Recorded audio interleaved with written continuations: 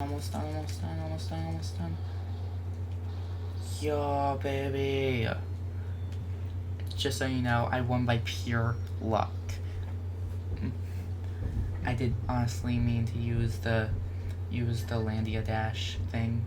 The cute little pink puffball that lives in the lands of dreams which hopefully has an endless supply of food, because unlike Pac-Man, Kirby is able to hold on to his hunger a little bit longer and have a little bit more self-control. Pac-Man, on the other hand, not so much. But Kirby is one mysterious little guy, and I will attempt to look into his lore a little bit later in 2025, because I am hoping to make a little bit of headway into what Switch 2's possible games can be. Which, as you can guess, part 3 is none other than the pink little puffball himself.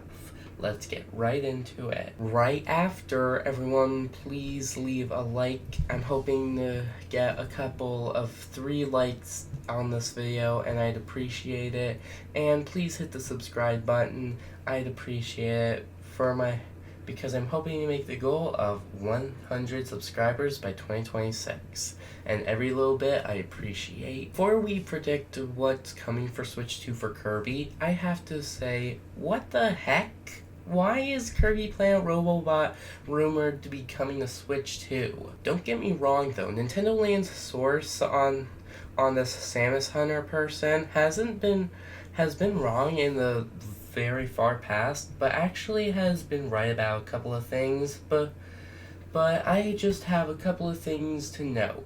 There are a couple of games that were never announced during the Nintendo Direct back in June, which got me thinking a little bit about what's been going on ever since Kirby Planet Robobot was rumored by this Samus Hunter person, or whatever her name is. I'm not allowed on X, so this is the only source I've got. Besides Kirby Planet Robobot, there are also 2 other games, possibly some others that I'm forgetting, that were also put on Switch that announced to be on Switch that wasn't in the Nintendo Direct in June or July. I can't remember anything anymore.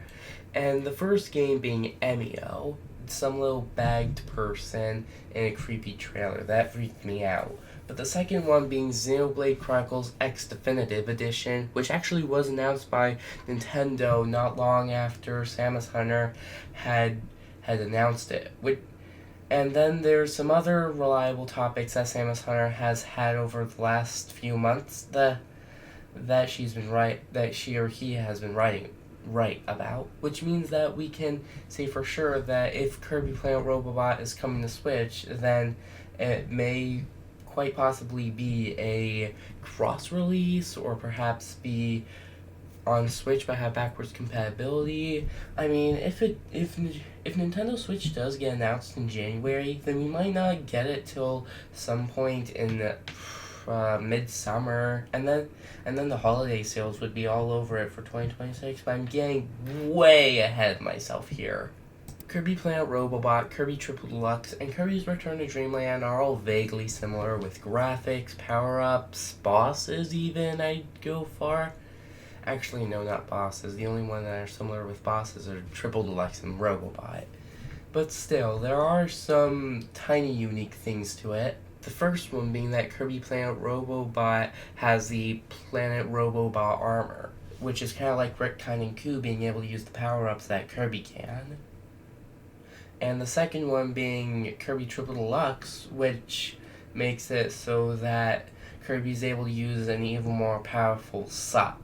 And finally, the super abilities in Kirby Planet, and not in Kirby's Return to Dreamland. Yes, sorry, my mistake. I've been a little bit hung up lately. And the most favored one is, of course, the Ultra Sword. How could anyone forget that? It's basically Kirby's main Final Smash. Only Final Smash, actually, besides the Cook Potluck. But then there's our good friend Kirby and the Forgotten Land. Woo! The first 3D game.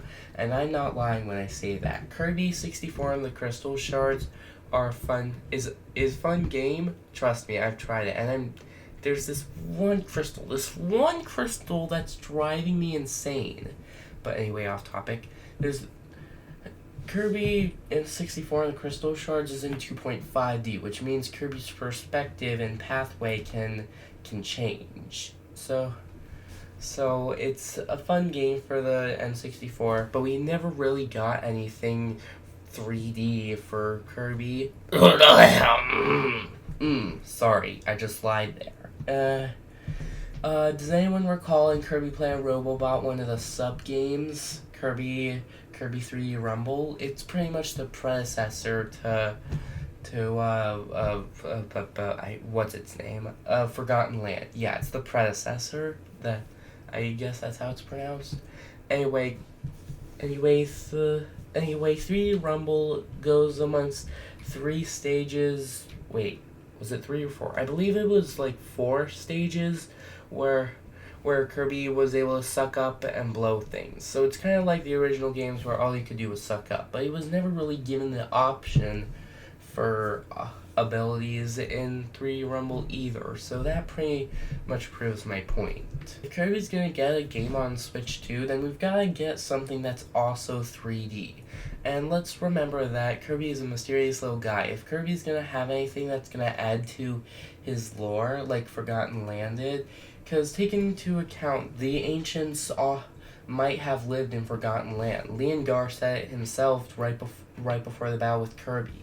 He said that those who lived in the Forgotten Land escaped off to the land of their dreams, which means that the ancients who could have created the stuff like the Star Rod and summoned so much more, they could all originate in the Forgotten Land. But that's something I'm going to have to review for another time. Right now, we're going for lore for Switch 2. All we need right now are a bit of top 2 elements coming for Switch 2 for Kirby, which would of course be 3 graphics. Yeah, that's where I was leaning to. 3 graphics and adding to the lore, even if it's just in a slight manner.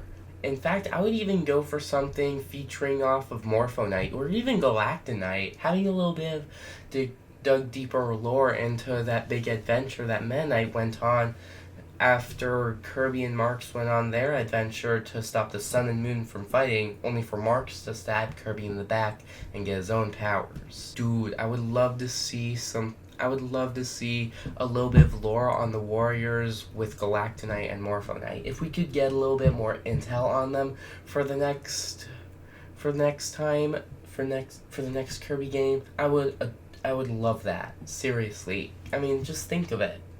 Where did Galactonite come from that the Nebula summoned to go in front of Meta Knight? And what are these butterflies really? Because I believe that after doing a little bit of Kirby research for what this butterfly is, it's supposed to act like judgmental figureheads, because it appears at the beginning and end of all the Kirby games, starting in Kirby's Return to Dreamland. Kirby, King Dedede, and Waluigi. I think it's a little bit weird that they may... And let's not forget that Galactonite also makes a surprise appearance in Kirby's Return to Dreamland, which means that their paths have intersected more than once. If my theory is correct, then the next game should probably also have some type of glimpse of Morpho-Knight like Kirby Star Allies and Kirby in the Forgotten Land did. So if we're gonna get something with Galactonite and Morpho-Knight like the last... I mean, Galactonite originates from Kirby Superstar Ultra, which came right before Kirby's Return to Dreamland. And then Kirby Planet Robobot, which is still a game late, but still, this butterfly has been in some rough situations. Shall this butterfly and Galactonite return in the next game?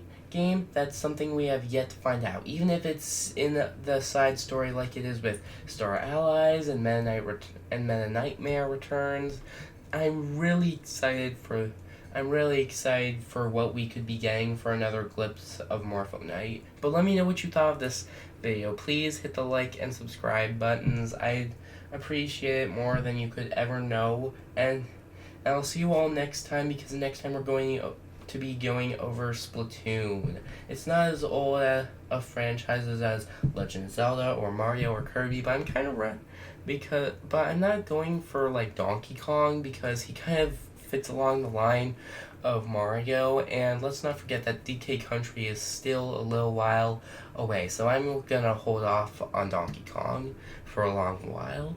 But thanks so much for watching, and I'll see you all for Splatoon. Thanks so much for watching, everybody. Cheers, so long, goodbye.